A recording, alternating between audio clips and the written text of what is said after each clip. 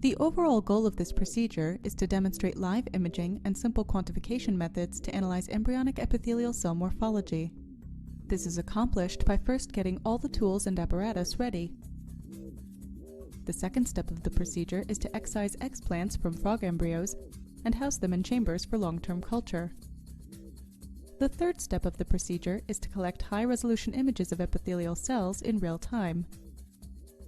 The final step of the procedure is to quantify morphological details of epithelial cells using image J.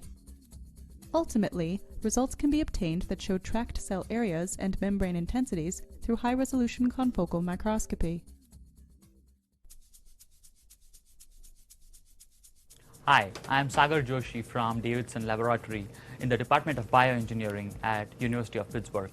Today we will show you a procedure for live cell imaging and quantitative analysis of Xenopus laevis embryonic epithelial cells.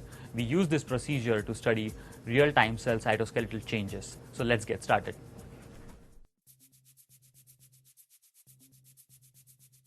To prepare chambers for culturing animal cap explants, use silicone grease to seal a custom acrylic chamber or small nylon washer to a large 45 by 50 mm cover glass. Add 1 milliliter of 1% BSA in 1/3 x MBS to the chamber.